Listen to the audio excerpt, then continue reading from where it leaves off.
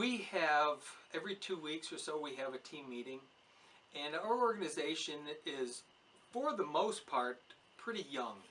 We have 16, 17, 18, 19, 20, 21, 22-year-olds doing a bulk of our work. We have a few artists that are older, and we have that, but a good bulk of the people doing our physical labor are younger kids. And part of what, and I call them kids because they're half my age plus. One of the things we do is take them through exercises. We have these team meetings, and it's not just, oh, let's get together and have pizza. It's, let's talk about why we do what we do, and what's the philosophy of the company, and what do we want to portray to people. So the more education we can give to these young kids in the field, the more they can represent the culture of what our company is. And one of the surprising things that we did was a love it, like it, pull teeth, would never want to do list. And it's 4 quadrants, and we want them to put, what do you love about what you do? What do you like about what you do? Would you rather be having your teeth pulled? And then what is the thing you absolutely never ever want to do?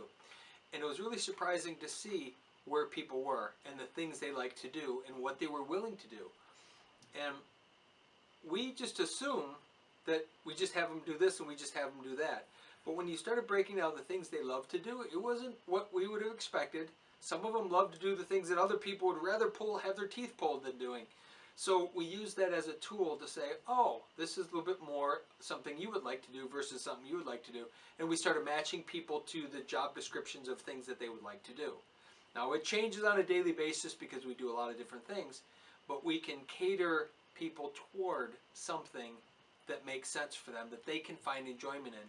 Because if we squeeze someone into a position that they don't like or don't want, they're not going to have any fun.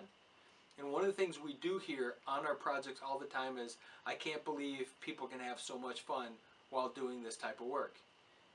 And we do that. We make sure that we're going to have a good time no matter what. But we really understand, and we're learning more and more about the people around us, is how can we put them into doing a thing that they're going to enjoy to do. It makes it a lot better experience.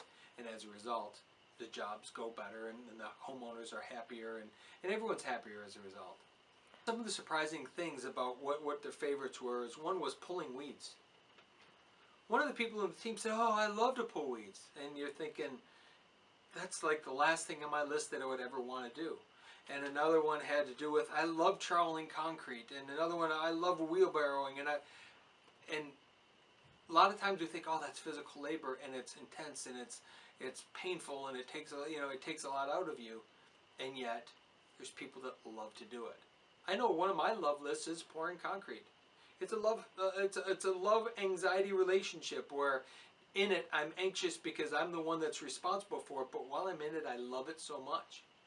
Well, I've recognized that, and that's why it's become so powerful for me, is because it's a way that I can really express myself, just as these people who love to pull weeds could express themselves that way, and that's something I would never have imagined.